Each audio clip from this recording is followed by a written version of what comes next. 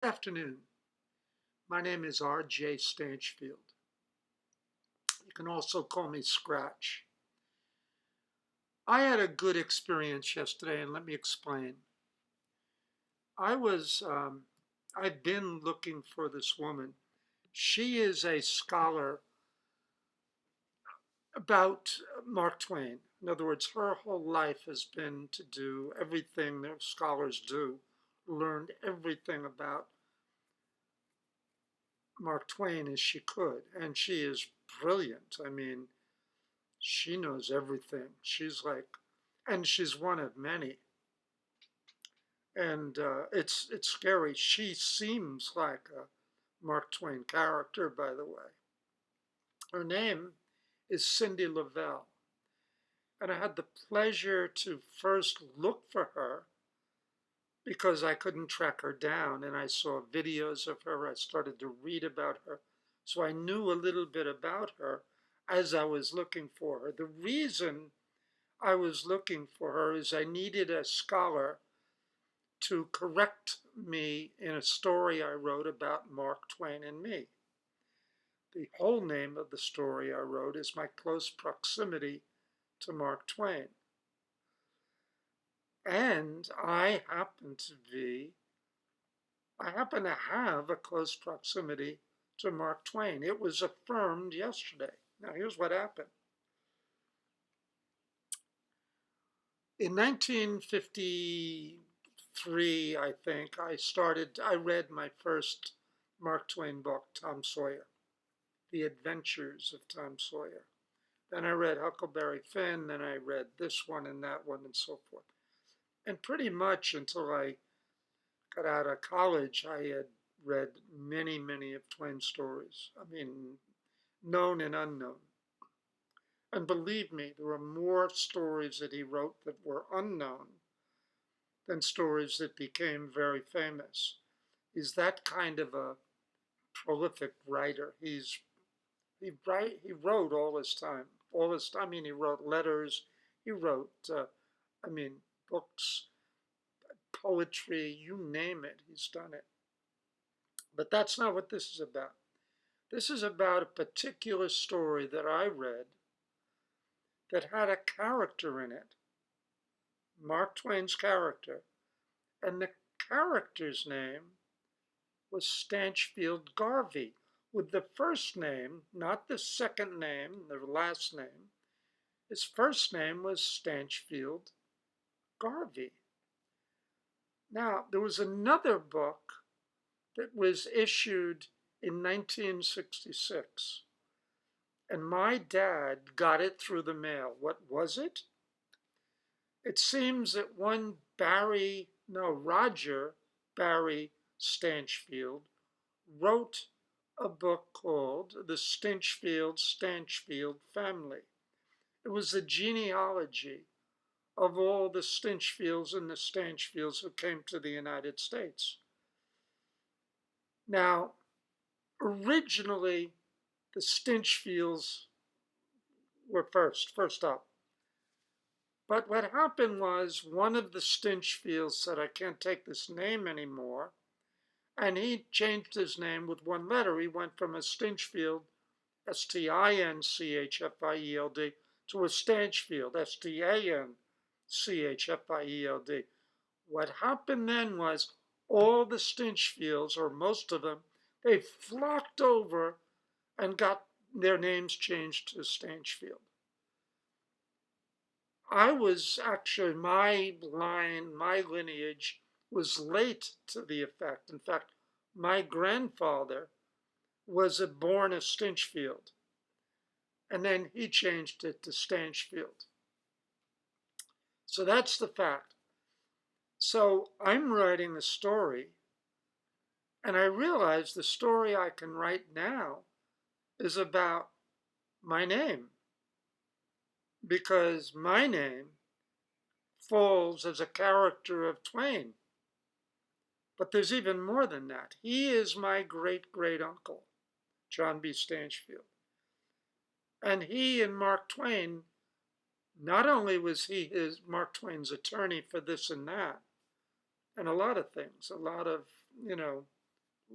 life things that writers need to get lawyers for, and real estate that people buy.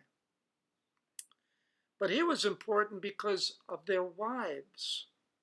All right. Mark Twain's wife was Olivia Langdon and then Clemens. Sam, Samuel Clemens was Mark Twain's real name.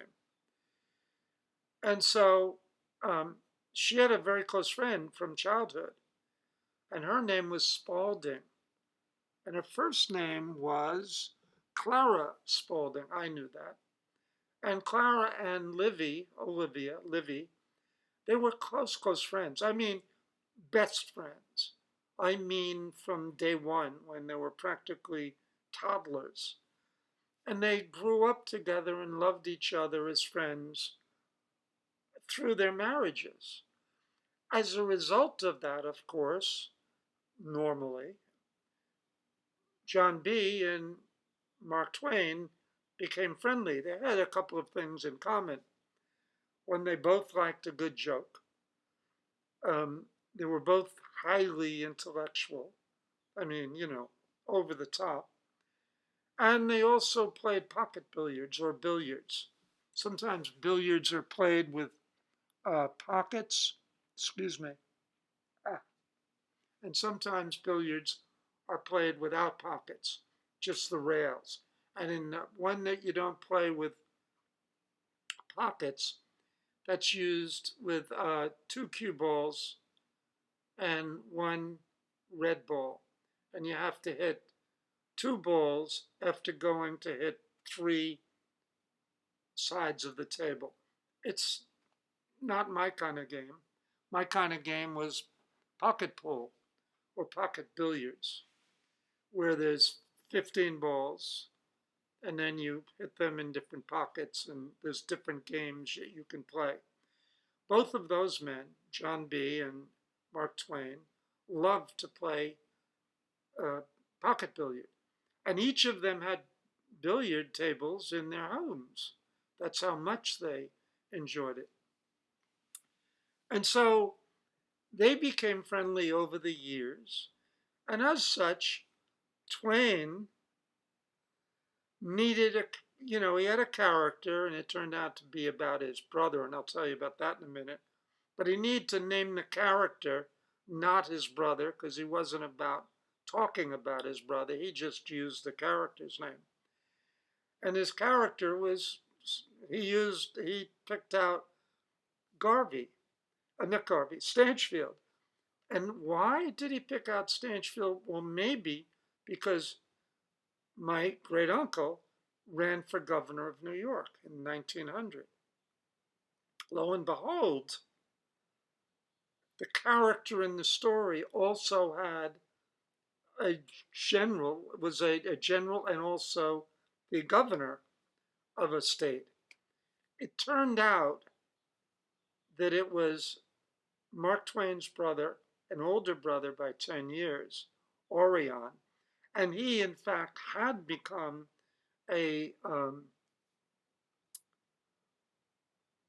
governor, so to speak. He wasn't a formal governor, but when the governor left town, he gave it to Orion as his manager of governor things to do this, and so he got to be named governor. He was also a judge at times, so he got called judge and all that stuff. Okay, so that's the connection, the real connection. But I didn't know about Orion. I didn't know anything about Orion. All I knew was that I needed to find out more about how he got that name. How, Mark Twain came up with the name Stanchfield. I mean, we know how that happened, but what was that story about my great uncle? I am in a critique class. There's 5 of us, and we critique each other's writing works. And what my critique said, Ron, you're jumping the gun here. You're presuming you know that. You should find that out. I said, I know it. I know it. And sure enough, they were right. And I wasn't wrong because I was willing to do that. I wanted to do that. I wanted to find out more. So I heard about, I read about, there was only one scholar who wrote about um, Twain's brother, named in the story Stanchfield Garvey. Um, but he, or I should say that Twain didn't use John B. Stanchfield's governor. He used his brother's, you know, sitting governor. I didn't know it, but I read in an article by a fellow by the name of Grubbins. He said that Stanchville Garvey had been named as a result of, he didn't say anything about the name.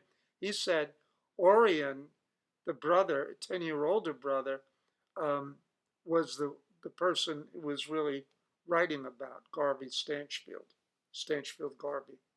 God, I get confused. In any case, I needed to see, because he said the presumed thing. I said, I don't take that from a scholar. We need more than presumption. So I looked for a scholar, a Twain scholar, and I came across this woman by the name of Cindy Lavelle. Now, I got to tell you, when I started to read about her, I started to envision a Twain character. She was incredibly Twainish, if you may. And she was open and honest and in your face and would talk to you and was so clear. And I mean, she was right out of Huckleberry Finn or Tom Sawyer. And I think she even knew that. In other words, I think over the years of being so much in love with the characters that Mark Twain drew up, in a sense, she became a character, her own character for sure, because she is a real interesting person and so open and so warm and so funny. Okay, so I got to see her and talk to her. I didn't see her. I talked to her yesterday, and we exchanged a number of emails. It was an incredible day for me. I was thrilled to death. But in the end, I got the truth, and I got a new friend. And I will remain friendly with her. I'll tell her from time to time how my writing is doing. I had an idea, which I posed to her, that it'd be way in the back burner of my life about with Hal Holbrook's dying. I figured, well, maybe there could be someone who's going to do you know, Hal Holbrook did Mark Twain Tonight.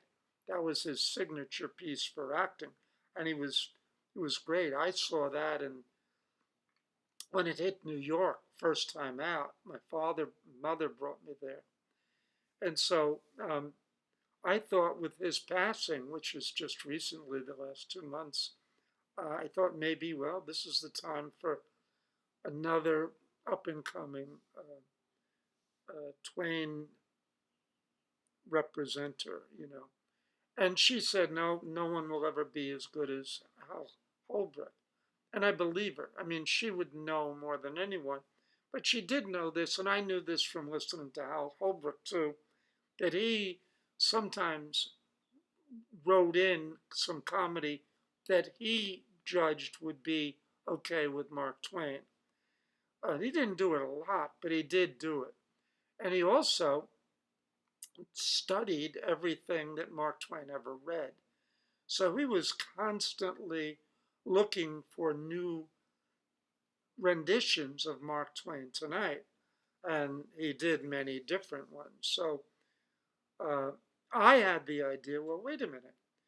If it turns out that John B. Stanchfield was the same character that Mark Twain wrote about, then it would be the what was it? Let me say, two people in the single, not the single man. What do you call it? A one-man show, two-man show, I said, gee, that would be cool. And now I'm thinking, well, I started to read yesterday all about Orion Twain or Orion Clemens, and he's a character, and he's a good writer, and he wrote a lot. Not like his brother, his younger brother, but because he was sort of not a great businessman, even though he was practiced in law and practiced in many things, he just couldn't make money. And Mark Twain, you learn, Mark Twain, I just learned this yesterday, was a loving brother, and he said, I'm going to take care of you, brother. And he asked him to do his own biography, autobiography. He said, listen, Orion, I'd like you to do an autobiography of yourself. And, I'll still give you X amount of money per week or per month, whatever it is. And Orion liked the idea, and he said, yeah, I'll do that. And it was a good project for him, and it was a good project for Sam. The problem was, it was so good that when they started to pass it around to people to read and to figure out, because the manifest, the manuscript was thousands of pages. I mean, he had like, I think, 7 years to write it. And you can write a lot in 7 years. I can. And so he had like 2,000 pages about Orion Clemens. One person was very hurt by it, it said. And I don't remember his name, but I could find out. And what it was said was someone at some time threw out the manuscript. So now all of the scholars of Mark Twain are very interested if the true autobiography of Orion Clemens is available. And they will rush to get a copy of it and digest it and enjoy it for years. So it's a big deal in the circle of Mark Twain. So the story I wrote is my close proximity to Mark Twain, and I'm explaining all of that. And yesterday I got to meet a very great person herself. And really, honestly, I'll repeat it, she's a character of Mark Twain. By being a scholar of Mark Twain, she became a character of Mark Twain. And I'll take that to the bank someday because she is wonderful. Go look her up. Okay, look her up and see a couple of videos she's in, and you're going to see a Mark Twain character. Okay? I did tell you her name, right? Cindy Lavelle. Cindyllovell. Cindy Lavelle. Check out Stetson, Stetson, University in Florida. She's also a pilot. She also was a keeper of the Hartford, Connecticut house that the Clemens lived in, and also the keeper of the childhood house that Mark Twain lived when he was a boy in Hannibal, Missouri. He was born in Florida, Missouri, but he grew up in Hannibal when he started. I think they moved when he was like a year or two old. But she was so in love with Mark Twain, she got an apartment or a house right across the street from there. So she is a big, important scholar for Mark Twain. And I'm now on her, not her 5 list, but she now has contacts with me. And I will show her my stories as they get written. Okay, well, that's my story. I hope it was enjoyable. It went a little long, and I did make a few mistakes. Forgive me. And I'll talk to you soon. All right. Bye-bye.